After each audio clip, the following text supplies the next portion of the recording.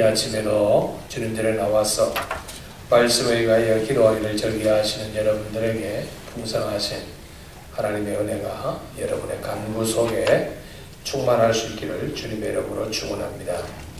다윗의 시를 우리가 분석해 보면 시편 150편 가운데 거의 50여 편 이상이 다윗의 시로 구성이 되어 있는 것을 우리가 보게 됩니다. 네. 여러분, 사람이 어떤 시를 읊을 때에는 그 마음에 어떤 간절한 소원이 있을 때 그것이 시로 이렇게 나오는 것을 보게 되죠.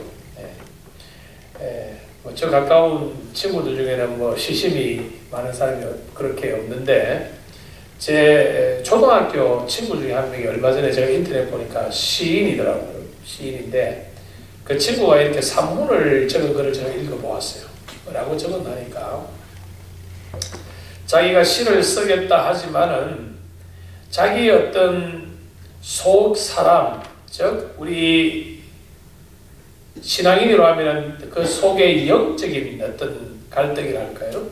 아니면 일반 하나님을 알지 못하는 사람들은 어떤 그 정신적인 어떤 내면적인 것에 간절한 바람이 거기 깊으면 깊을수록, 다시 말하면 기쁨이 충만하면 할수록, 아니면 고난과 슬픔과 고뇌가 가득하면 할수록 그것이 더 어떤 깊은 시적인 표현으로 분출되어 나온다 하는 그런 글을 제가 읽어본 적이 있습니다. 여러분, 다윗의 시도 마찬가지입니다.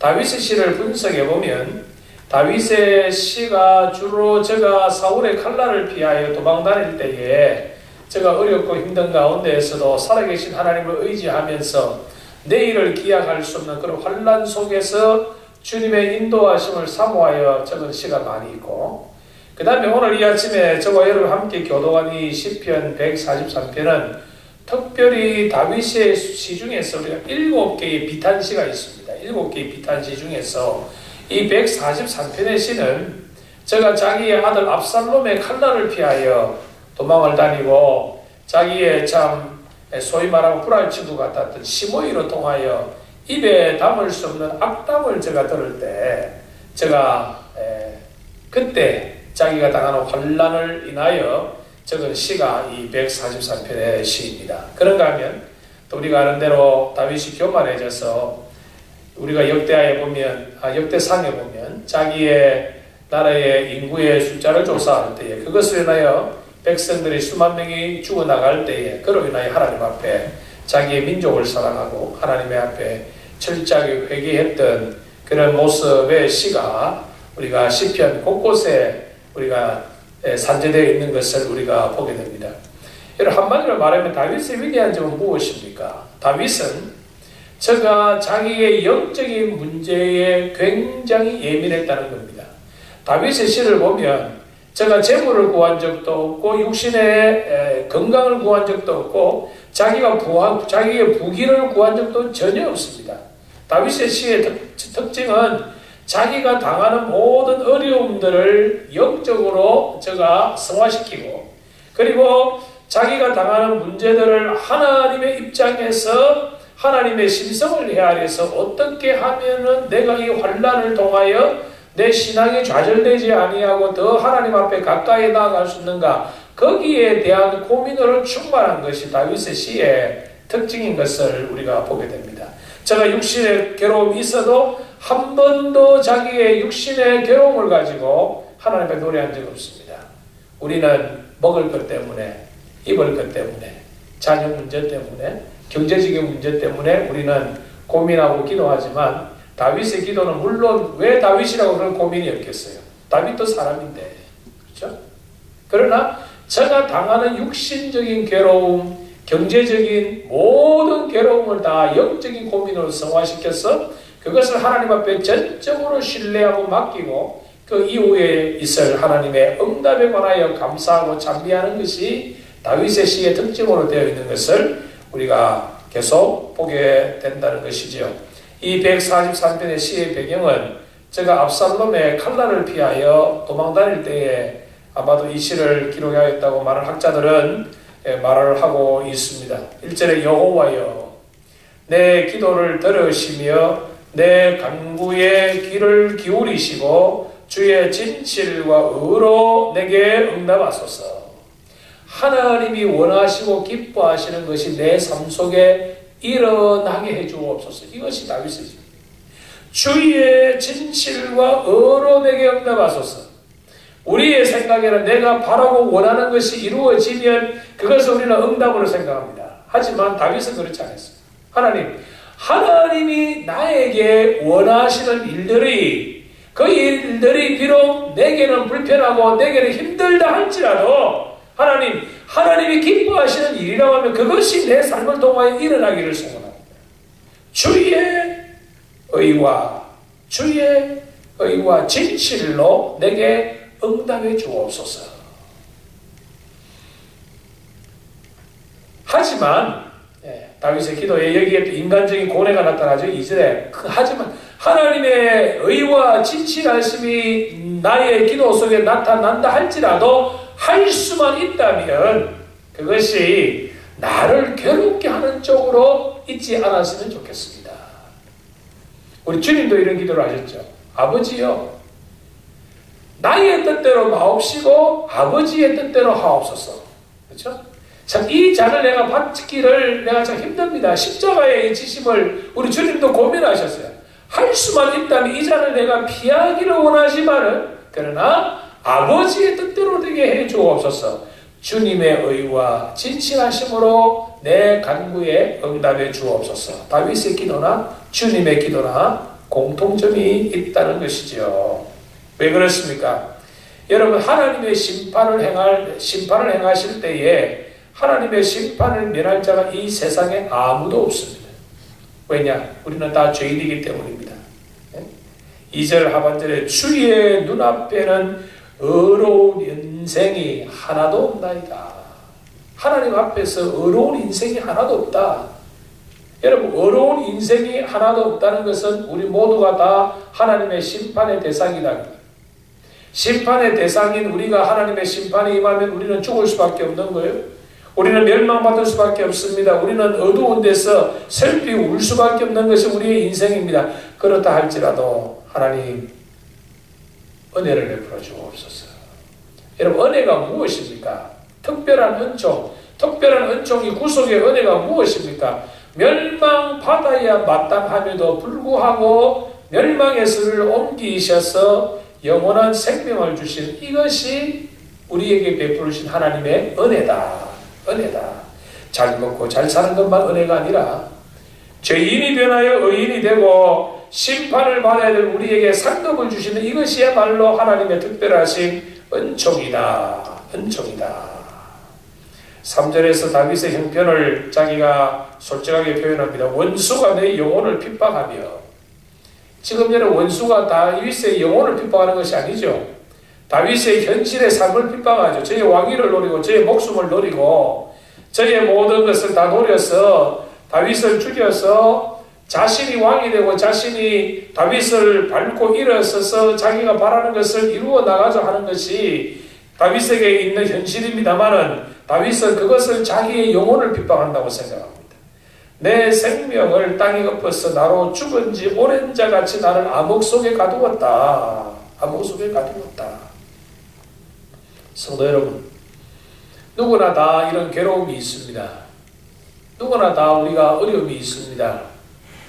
남이 알지 못하는 가정의 어려움, 내 자신적인 어려움, 내 영혼의 어려움 등이 우리에게 늘 둘러싸여 있습니다. 우리에게 당면한 이런 어려운 문제들을 우리가 어떻게 해결할 것이냐? 다윗은 자기의 있는 형편을 그대로 하나님 앞에 내어놓습니다. 하나님, 내 마음이 참 참담합니다. 하나님, 내 참 견디기 힘듭니다. 하나님, 내가 어떻게 할 방도가 전혀 없습니다.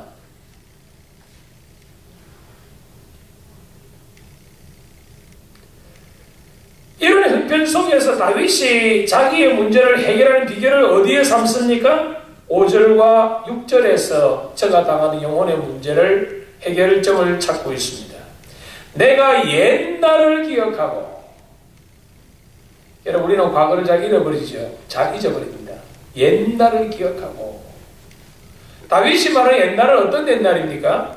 내가 어렵고 힘든 순간마다 그때마다 하나님이 나의 삶 속에 개입해 주셔서 내 힘으로 해결하지 못하는 문제를 하나님께서 나타나셔서 해결해 주시고 도와주신 그 옛날에 나와 함께 해주신 하나님의 아름다운 역사들을 기억한다는 겁니다. 과거에 내가 어려울 때 함께 하신 하나님을 내가 기억하고 현재에 당하는 어려움도 하나님께서 해결해 주실 것을 믿고 장래에도 일어날 모든 문제점들까지 하나님이 해결해 주실 것이라는 이 역사적인 인식을 가진 믿음이야말로 다윗을 구원하는 하나의 비결이 되었다. 내가 옛날을 기억하고 주의 모든 행하신 것을 읊조리며 암송하며 기억하며 주의 손이 행한 일을 생각한다.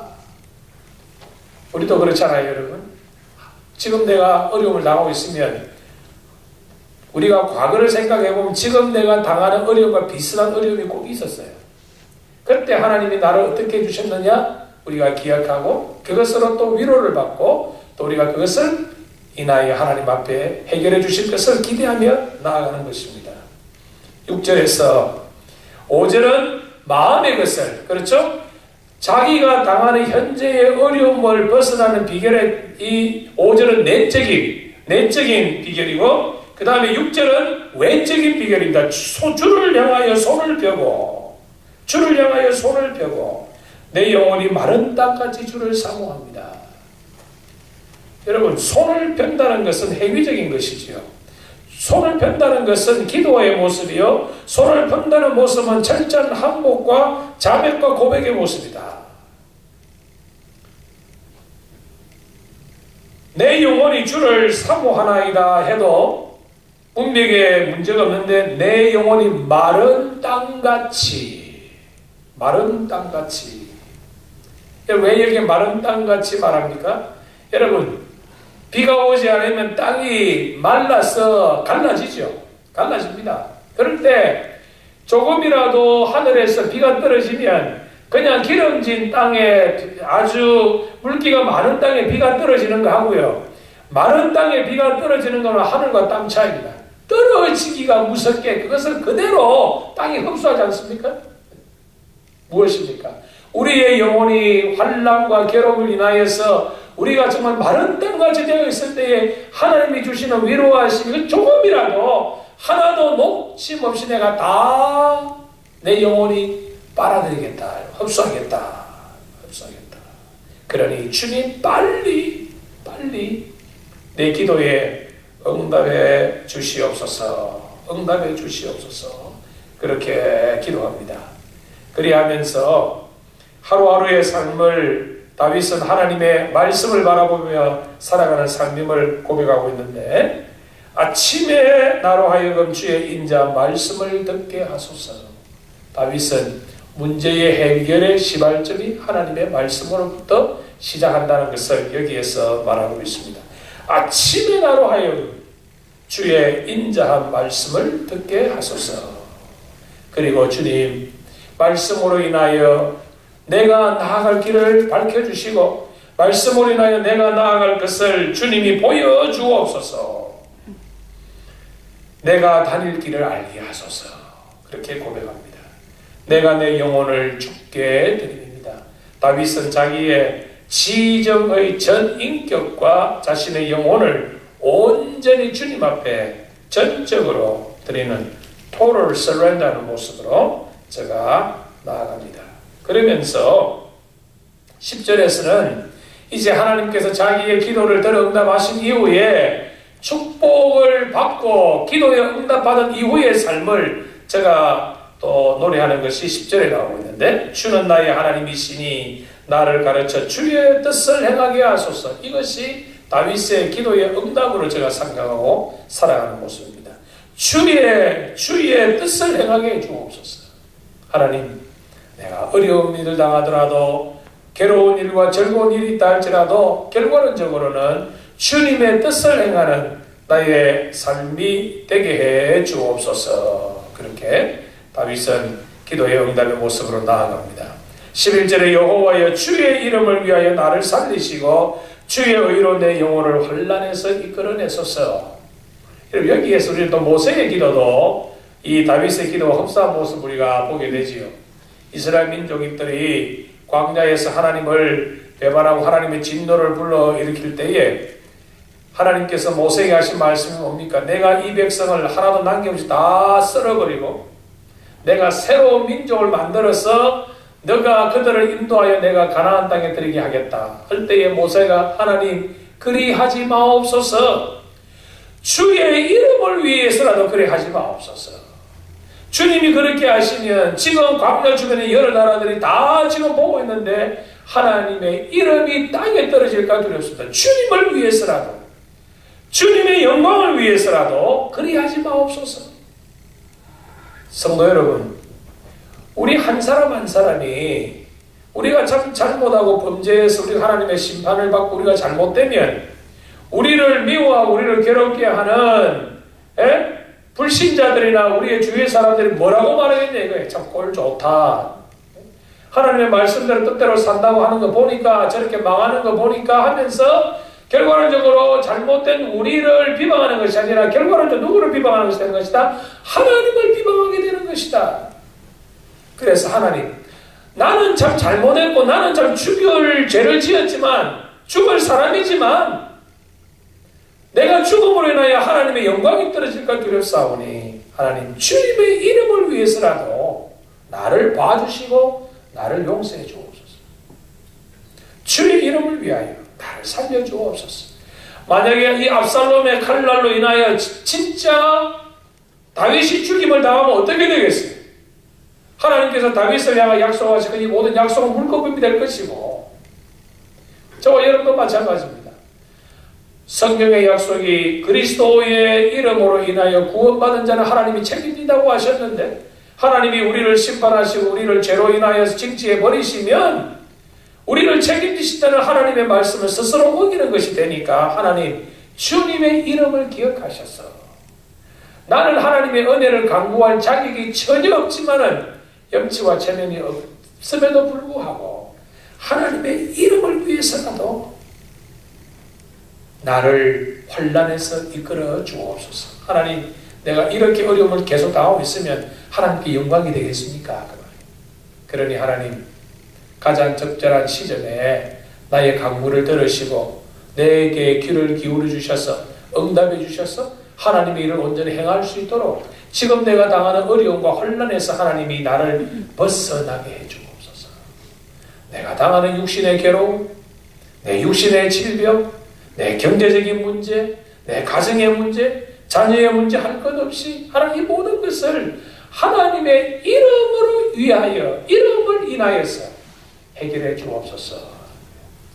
주님 말씀 For your sake 하나님 때문에 하나님의 명예를 위해서라도 나를 봐 주시옵소서. 오늘 다윗은 이렇게 말하고 있으며 다윗이 자기가 하나님 앞에 누구인지 자신을 분명히 알고 고백합니다. 나는 주의 종입니다. 하나님, 부족하고 연약하지만 나는 주님의 종이오니 주님의 이름을 위해서라도 주의 영광을 위해서라도 나의 모든 간구를 들어 응답하여 주옵소서. 이것이 다윗의 기도였다고 하면 오늘 저와 여러분도 이 11절과 12절이 143편의 핵심적인 말씀으로서 하나님 주의 이름을 위해서라도 나를 살리시고 주의 의로 내 영혼을 혼란에서 벗어나게 하옵소서. 왜냐하면 나는 하나님의 사람입니다. 고백하여 이 아침에도 하나님의 사람에게 주시는 주의 종들에게 주시는 하나님의 은혜와 하나님의 은택을 입는 복되고 귀한 아침이 될 수 있기를 주님의 이름으로 축원합니다.